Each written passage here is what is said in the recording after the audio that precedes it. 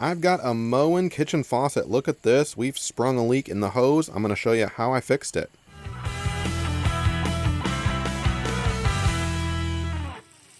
All right, welcome. Thanks for clicking. I've got a kitchen faucet here that I absolutely love. However, it sprung a leak after about 7 years of pretty regular use. We've got a leak in the hose. So here is what I am doing. I went on the Moen website, and I love Moen. You type in, you email customer service. I'll put a link in the description below for the actual contact link and describe what I did. But you basically send them a picture of your faucet, and it's all under warranty. The hose part, they send you in the mail a free new hose that automatically matches. You don't even really need to know the model number, because who knows the model number of their faucet, right? Generally speaking. So we've got the new one here, and we're going to be replacing the hose. Now this job is relatively easy, but we are dealing with water, and I'm no professional. So if you're not comfortable with this, you absolutely need to call a licensed plumber to do this. But let me show you how I fixed mine. With the water on, and I pull it out here, you can see this hose is absolutely damaged. We've got some pretty far-reaching, high-pressured a leak happening in the hose part. So I took a picture of the actual broken hose and the picture of my faucet, sent it to Moen, and they, like I said, sent the replacement hose. I didn't need any other replacement parts. By the way, welcome to the channel. Do lots of home projects around the house, saving you time and money. Click that subscribe button. I put out videos regularly. Like this video and share this with somebody that you know. And if you want to make your own YouTube channel and turn your hobbies into real cash every month, check out my course. You can click the link in the description below. All right, let's get back to it. If you look underneath, look at that. When you pull the hose, water off, you pull the hose, you can see the hose kind of goes through the faucet and then down through that kind of copper colored thing there. And so we basically need to be able to pull all of this out. Now, how are we going to do that? So we're going to turn off the water first. That is critical. Turn off the water supply. Figure it out if you don't know how. Whatever your context is, make sure, turn that handle. There is no water coming through. That is important. This little connector piece, it's black in my situation. Yours might be a different color. Moen's website says there's different types of these. But basically, this should be kind of a one-handed operation. In my situation, I'm popping those out. Let me put down the camera. 2 hands, and then you're going to loosen up. There's a white connector piece. Can you see that? Kind of pop it out, and then that should release and allow for the bottom hose for that piece to like slide out. If you're doing a lot of grunting, something's probably not right. It was pretty relatively simple. Now this is the weight on the actual hose, and before I take that off, I'm just going to mark with a Sharpie the top and the bottom, because I have to take that off and I want to put it back in the same place as before, because I'm basically not changing out anything. So there's no reason why the position of the weight should change on the new hose. I'll be testing that out to make sure it's true, but again, I marked that hose before, so I know exactly where to put that weight back. And the weight just unclips like that, and then the hose now should be free to kind of pull out just like this.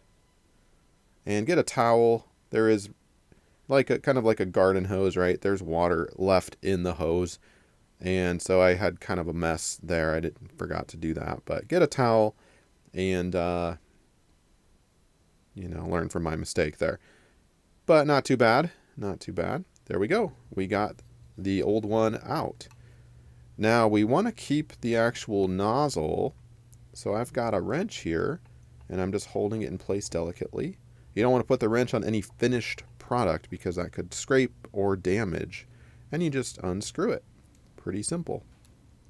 Now we've got the new hose. We'll go ahead and get that out for comparison purposes.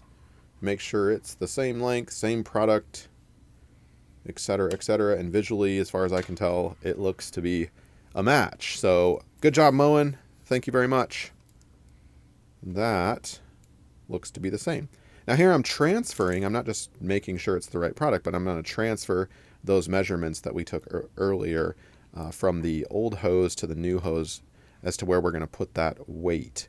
And I'm going to do that in a couple of different places because once we get the hose in there, it might actually, your markings may not be visible. Maybe they're, on the other side of the hose and you have to turn the hose to see it. So do yourself a favor and make sure you have your markings on two sides of the hose to increase visibility once it's installed. Next, we're going to take the nozzle piece, and there's a little washer, a very small round washer, and a little screen kind of on the top, at least on my unit. And that had actually kind of gotten mixed up.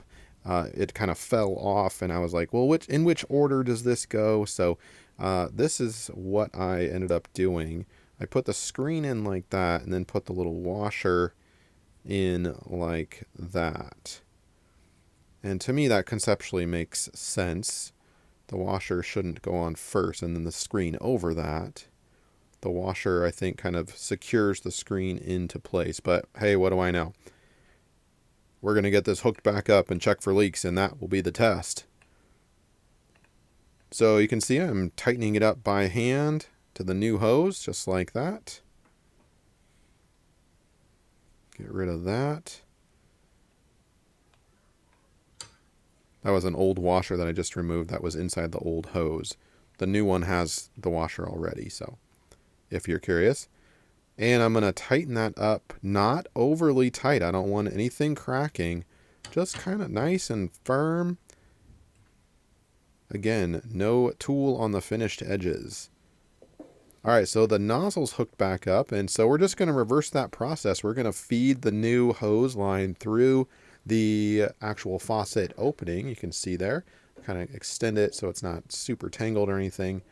And then if you have any resistance, you can kind of twist the cable or the hose. Don't force it, but kind of bring it back out a little bit. And by the way, I'm going to put this cap, because I did have a little resistance for some reason, put that protective cap back on while it goes through here so I don't damage that washer. But it should go through pretty easily. Twist it, twist the actual hose if there's resistance, and then it should just push up from there. Just like that. And you want to straighten the hose out as much as possible before you... And it'll obviously straighten out a lot by itself, but just make sure it's not twisted or anything. All right, let me show you down here what kind of that looks like. There's my weight. Let me pull that hose down a little bit. And I'm going to look for my markings from the Sharpie.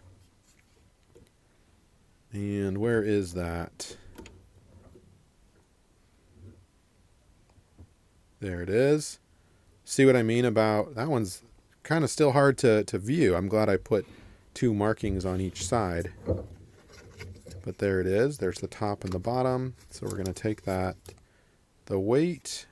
Kind of clamp it down. Look at this one-handed operation. Are you impressed or what? All right, and we'll click that into place, and that should do it. Now I shouldn't need to actually reposition the weight. I shouldn't need to bring it up or down anymore, because again, the same hose, same length, same unit. All right, I'm going to take that protective cap off the end there, and this basically clips back in to what we had unclipped much earlier when we started this. And so recommend two hands, but it's really awkward to get two hands in there. But should be one-handed. Pop it in there and then place that white clip, click it into place. And don't walk away quite yet. We're going to test it out. You can see it pretty much goes back. Obviously the water's off. What do you think? Are we ready to turn this water on here? Let's do it. You fire that up, and I'm really paying attention to that junction right there to make sure when high pressure water is going through there, there is no leak. Because if there's a leak, it's going to happen right there probably, is my guess. All right, we've got water coming through. I'm going to pull down the hose to make sure that that solved the problem. It's a completely new hose, so definitely shouldn't be any issues. And maybe I could reposition that weight a little.